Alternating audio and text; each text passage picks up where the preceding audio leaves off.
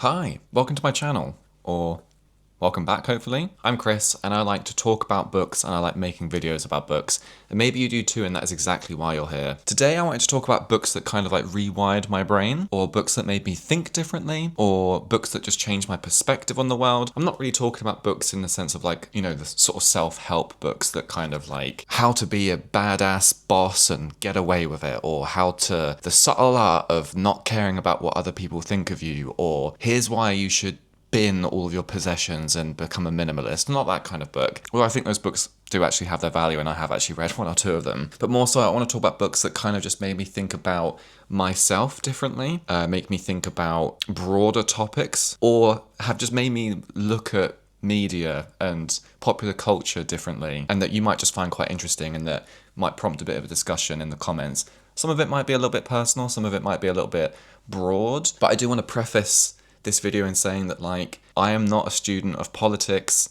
sociology, psychology, economics. I'm a film and English student first and foremost. I'm a guy that likes to read books and watch films, and that's the way in which that I kind of learn about the world, be it through watching foreign cinema or, you know, films made by people of a different background to me. But more so recently, I think with the current state of the world, it's just good to be kind of well read on different perspectives. And just because I've read those things does not mean that is exactly what I subscribe to. But I'm going to start with maybe the more light-hearted books, and you can kind of stick around to the end for something a little bit more, you know, self-serious. Firstly, a book that I think when I actually looked back at all the books that I own, and I had to think about, like, what's a book that kind of actually changed my perspective on different things, I did actually think about Watchmen by Alan Moore and Dave Gibbons. Obviously, it's a graphic novel. It's only, you know, it's one of like 3 graphic novels I've ever read. It's hard to talk about this graphic novel and not talk about a lot of what's already been said about it, because it's obviously quite a seminal work of fiction. It's hugely influential on the sort of comic book genre, and it's hugely influential on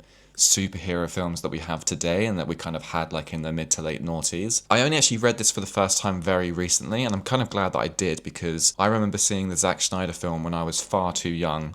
I think that film came out when I was like 13 or something, and it was one of the first like adult comic book films that came out around the time.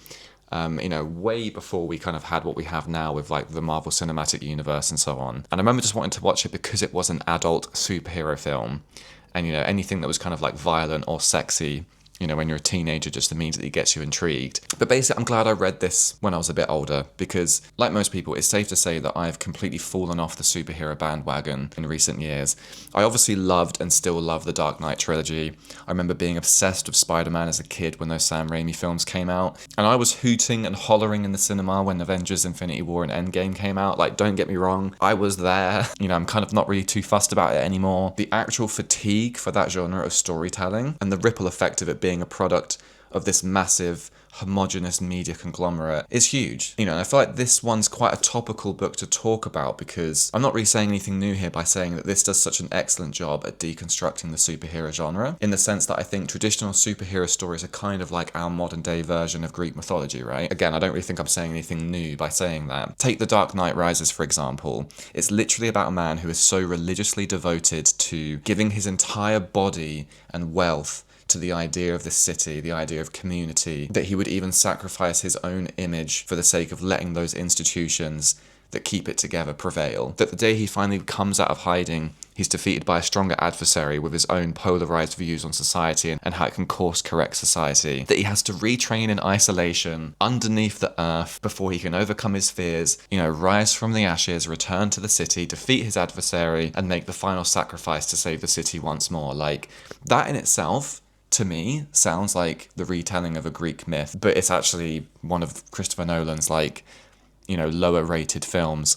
And of course, we even have an adaptation of The Odyssey out in cinemas at the moment, and this of course is made up entirely of modern day superheroes, you know, modern day Greek heroes. It literally has Spider-Man, Catwoman, Batman, The Punisher, Jason Bourne in it. But there's also something interesting about the superhero genre, because in patches, they're direct products and allegorical of the state of the world or the state of culture at large. Like, if we look at things like The Dark Knight, that unpacks themes of surveillance quite explicitly. In The Joker, we have themes of class disparity, American austerity, mental health institutions, and Iron Man makes reference to arms dealing and America's involvement in the Middle East. Black Panther looks at things like colonization, race, and the African diaspora. But then there's also smashy, Man of Steel, Avengers Endgame versions of these stories, which is just entirely concerned with spectacle and the hero's journey and friendship and stuff, which is absolutely fine. And so reading something like Watchmen felt like the most overt version of those things, where Alan Moore is so explicitly saying superheroes and the superhero genre is political, and they are influenced and are products of politics and society and culture. If the superhero genre is one of the biggest mainstream commodities that we have in entertainment at the moment, then mainstream capitalist commodities are direct products and reflections of the world that we currently live in. And I think if anything, like, seeing it done so explicitly and overtly in this just kind of made me read this genre completely differently, you know? It made me understand and appreciate mainstream products entirely differently. It's really easy to write these things off as just like, well, it's just another Marvel film, it's just another Disney film or whatever. But, you know, like them or hate them, good films or bad films, they're literally produced by some of the biggest media conglomerates in the world, and that's quite important, you know? Like, these films make like billions of dollars, and they kind of shape culture in a certain kind of way. And so when you read something like Watchmen, it's really, really concerned with like Reaganism, Thatcherism, the Cold War, nuclear holocaust and stuff like that. And it just makes for a really, really, really compelling read. It just made me think differently about graphic novels in general as well, because, I don't know, it's just such a massive literary canon that it's like, where do you even begin with something like that? But, you know, this in itself does a really good job at deconstructing the format in general. Like, it's just really quite good as well, I think, is what I'm trying to say, is that this is really, really very good. What does it all mean? And this graphic novel made me ask those questions, basically. That's a bit of a fun one. If you haven't read Watchmen, I strongly recommend it. It is extremely good. I've got nowhere to put this down. Next, another book that kind of rewired my brain or sort of changed my perspective on things was The Count of Monte Cristo by Alexander Dumas. Like, this is a book that I've mentioned before on this channel, and I've mentioned in my kind of top books video, and it's one that is getting a lot of love this past year on social media. It's because it's a really, really, really good book. It's really entertaining, it's really readable, and I think the fact that it's cutting through so strongly with people these days says something about today, where I think people are actually like desperate for a good story, a really good story that is well written. You know, for anyone who doesn't know what this book is about, it follows a character, Edmond Dantes, who, after returning from a voyage at sea, is essentially framed for being a traitor to the Kingdom of France in the early 1800s. Up until that point, things are going incredibly well for Edmond. You know, he's about to marry the love of his life, he's about to become the captain of a ship, he'll be able to take care of his father, he's kind of from a sort of like working class, lower class background, but then his life gets flipped upside down when he's sent to prison, and, you know, they basically throw away the key, and he's just completely ripped out of society. And so begins this like epic, sprawling journey. This story goes on for the next like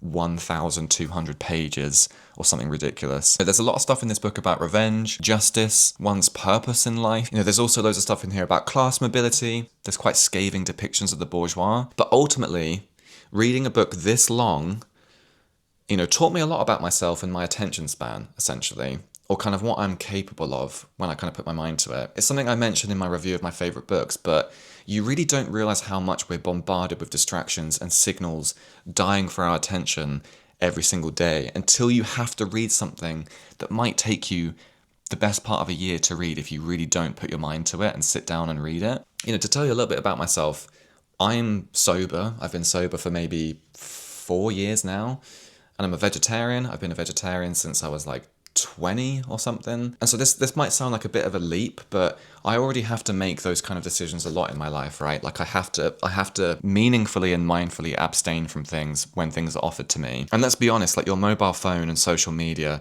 is just as addictive as drugs and alcohol. Don't know how people are chatting about this book online, but I think there's something quite radical and mindful about ignoring all of those signals and sitting down with something that is not going to reward me instantly. Like, this book is not going to like my picture on Instagram. This book is not going to subscribe to my channel whilst I read it. I am not going to get instant gratification out of reading this. And actually, the gratification is the work. Like, the gratification is actually the action of sitting and doing something, knowing that it's going to take me a very long time to complete it. and that I might only read it for 20 minutes and I might only move like 1% of the way through the story. And just reading this book was just such a reminder of what you're capable of if you just put your phone down, you know? I think sounds really silly and kind of a bit preachy given the medium that I'm doing this video in, but I was really just quite proud of myself when I finished this book, basically. It's also quite a modern translation and it's quite readable, but it also just taught me how universal the human experience is and how it can kind of transcend time in quite interesting ways. Like, I'm literally reading something that was written almost 200 years ago.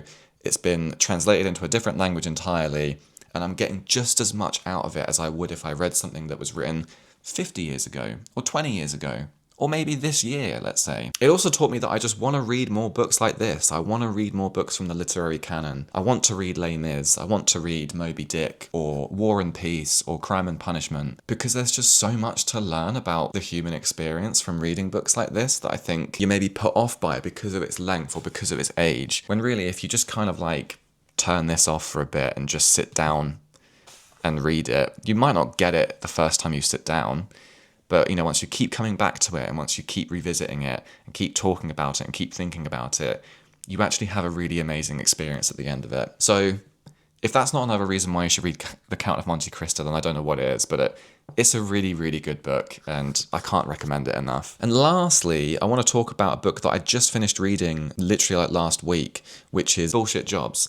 It's written by American anthropologist, anarchist, and political activist David Graeber. He also had a direct hand in helping organise the Occupy Wall Street movement in 2011, and he was also involved in UK politics and was like a really big advocate of Jeremy Corbyn in 2019. So he's quite a left-leaning, you know, figure. Bullshit Jobs was written in 2018, and it basically unpacks the existence of meaningless jobs which cause psychological harm on the individual and on society at large. Being written in 2018, though, it takes place way before a lot of the events of the last 6 years, you know, economically, politically, and sociologically speaking, but also things like the growth of AI, which has been so massive in the last like 2 years alone, but also things like the proliferation of oligarchs and techno-feudalism in Western politics. You know, these are all things that I really want to read about and understand more, I think, because they're becoming so prevalent in today's society that things are going to change in the next 5 years, and the more kind of well-read and level-headed we can be on it, probably the better. There's also been a few books about this that have come out in recent years that are on my reading list that I'll flash up here that I really want to read. And there's also been a couple of really good YouTube videos by Hank Green and Drew Gooden that are also really worth your time that talk about these kind of topics.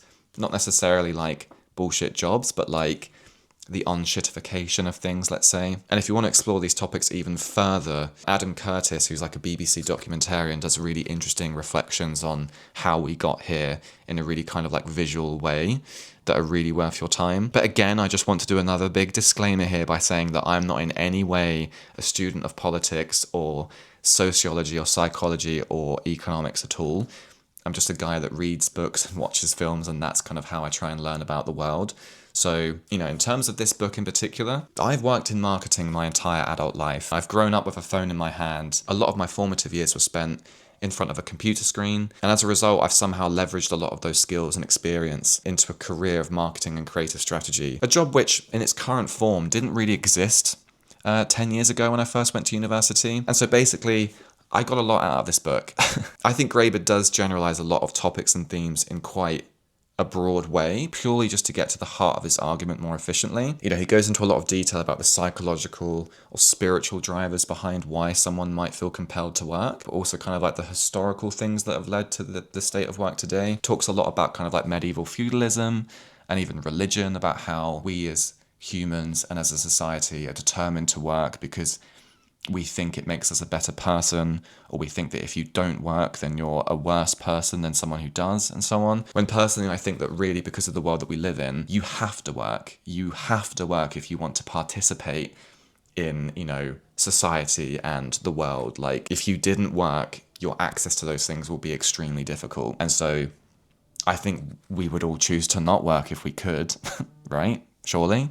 But all that said, it made me think really differently about work as a concept and about my work in particular, and maybe a little bit more about the kind of work I'd like to do someday. You know, it made me think a lot recently. Like, when I look back at my career, I'll be thinking like, did I build something?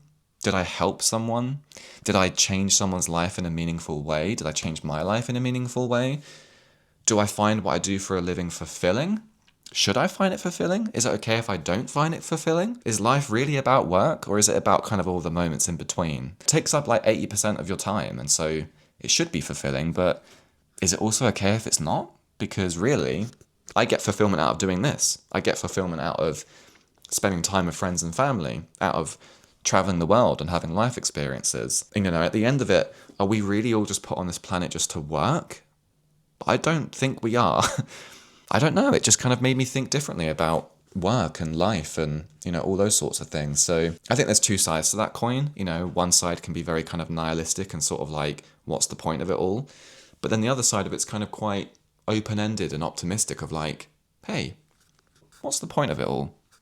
Let's discuss it. Let's think about it. And so, yeah, those are just 3 books I wanted to talk about. I think I did actually have a list of like 5, but I figured maybe this topic's actually getting a little bit heavy. And, the other books I was going to talk about were things like What I Talk About When I Talk About Running by Murakami.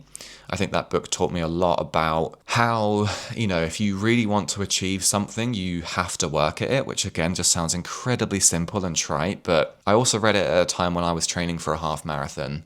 And I remember when I signed up for it, a lot of people said to me, like, you're going to find it really difficult. It's going to be really hard. And I was like, yeah, I know that, but that's why I'm going to train for like 12 weeks in the build up to it. And lo and behold, it was difficult, but I did it. And so I think he kind of talks about running in the same way that he talks about writing, in that like when you have like a project you want to work on or like a book you want to write, sometimes you think of that final product and you think, well, I'm never going to be able to do that, so I'm just not going to bother. But if you chip away at writing that book every day or every week for the next 12 weeks, by the end of it, you might actually have a book. And the same goes for this project here. Like, I think I've yearned to do a YouTube channel for so long. And, you look at a lot of other people that do YouTube channels and you think, man, I can do what they do. Why am I not doing that? But then you just don't do any of it. But if you chip away at it every week and you get fulfillment and enjoyment out of it, before you know it, you can look back and you think, I've made a YouTube channel and I did it. But anyway, those are some books that have kind of changed my perspective on life. And I'd be really, really interested to know if you've had any books that have done something similar for you. Be it a self-help book, be it a book about history or politics or the economy or sociology. I'd be so interested to know a book that's kind of changed your perspective on life or on yourself as well. So please let me know in the comments. And if you like what you saw here, please stick around, click like, comment and subscribe. Watch some of my other wares on the channel. And thanks for watching. To give you another update as well, I did a little poll on the channel, and a lot of you asked for some reading vlog content, and it is coming, I promise you. I have almost finished reading Berserk. I'm going to finish it this weekend. I literally have like about 100 pages left to read of it, so that is coming and it will drop next week. And I have another couple of ideas for some reading vlogs that I'm going to do over the next couple of weeks, which I'm quite excited about, so do stay tuned for that. Thanks for watching. Have a great weekend. Or have a great day, and I'll see you on the next one. Bye, bye, bye, bye, bye, bye, bye, bye.